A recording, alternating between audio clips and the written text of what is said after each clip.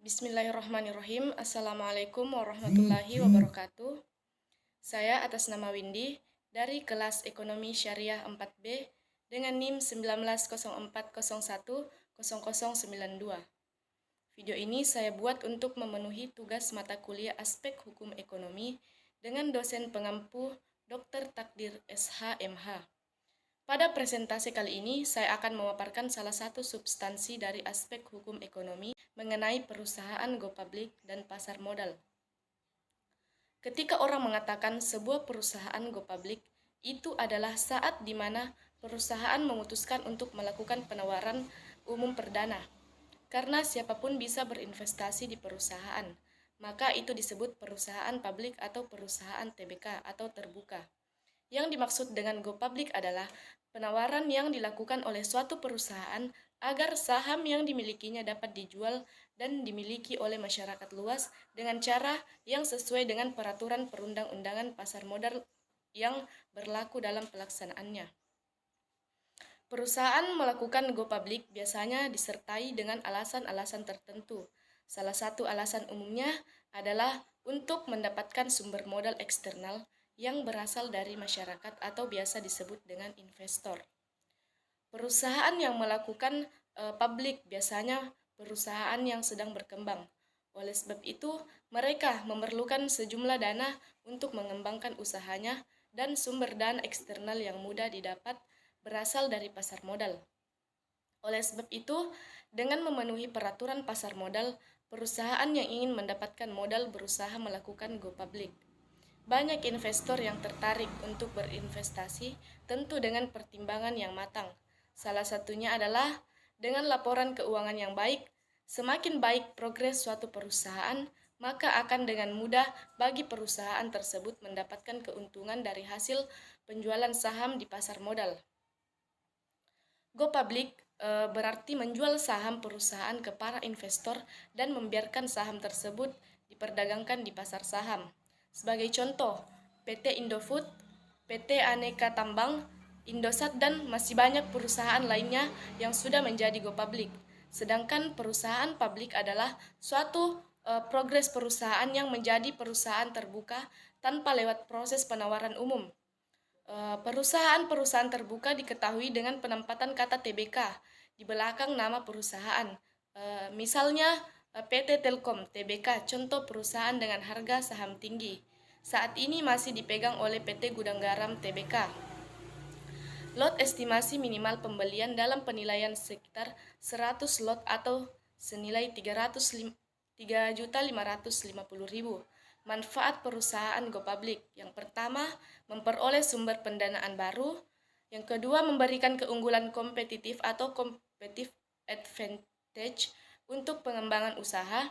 Yang ketiga, melakukan merger atau akuisisi perusahaan lain dengan pembiayaan melalui penerbitan saham baru. Yang keempat, peningkatan kemampuan going concern atau mampu bertahan di segala kondisi ekonomi. Yang kelima, meningkatkan citra perusahaan atau company image. Yang keenam, meningkatkan nilai perusahaan atau company value. Konsekuensinya, yang pertama, berbagai kepemilikan yaitu dengan para penginvestor. Yang kedua, mematuhi peraturan pasar modal yang berlaku, namun peraturan tersebut tidak merugikan perusahaan. Selanjutnya, pasar modal. Kebutuhan dunia usaha terdapat permodalan setiap saat cenderung menunjukkan peningkatan. Istilah pasar modal seringkali disamakan dengan pasar uang, padahal kedua pasar tersebut memiliki unsur yang secara substansial berbeda, meskipun keduanya merupakan bagian dari sistem pasar keuangan. Terjadinya pertambahan permintaan permodalan ini ditunjukkan dengan semakin meningkat kebutuhan untuk aktivitas produksi. Oleh karena itu, memudahkan masyarakat dan para produsen untuk mendapatkan permodalan. Maka pemerintah bersama lembaga-lembaga ekonomi menyelenggarakan kegiatan pasar modal. Pasar modal merupakan sarana perdana bagi perusahaan maupun institusi lain, misalnya pemerintah, dan sebagai sarana bagi kegiatan berinvestasi.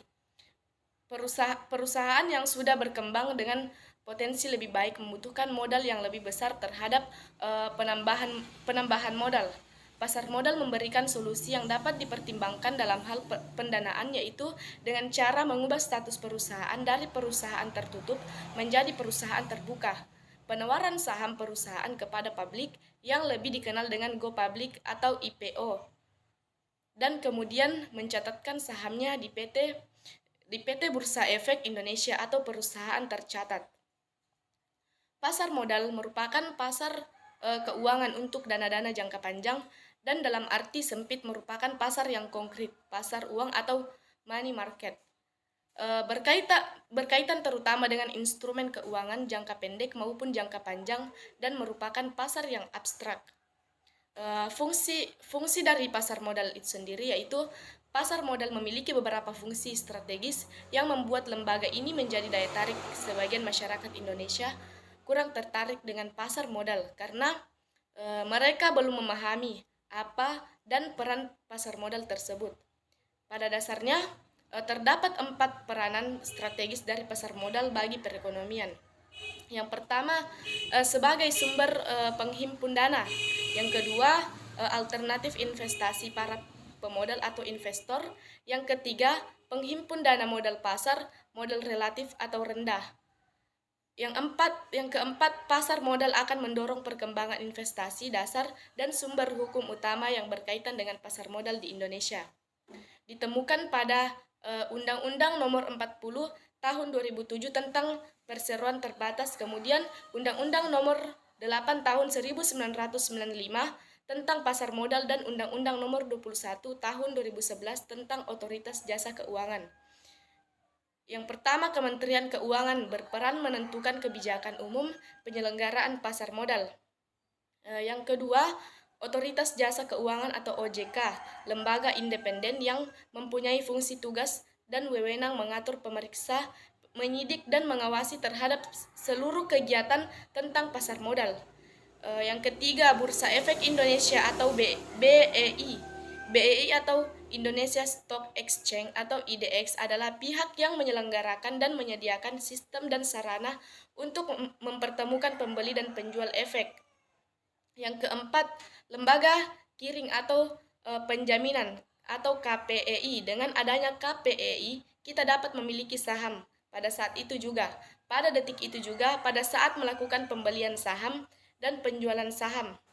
Yang kelima, kustodian atau central effect. Pihak ini bertugas sebagai lembaga penyimpanan dan penyelesaian di pasar modal Indonesia yang menyediakan jasa kustodi sentral dan menyediakan transaksi efek yang teratur.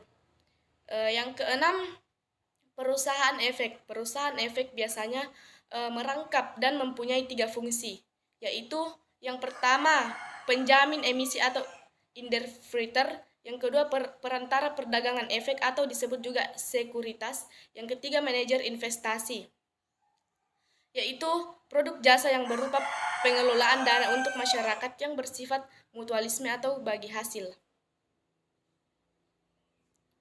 Baiklah, mungkin itu yang dapat saya jelaskan. Lebih dan kurangnya mohon dimaafkan. Saya akhiri dengan ucapan wallahul muwaffiq ila aqwamit thoriq. Wassalamualaikum warahmatullahi wabarakatuh.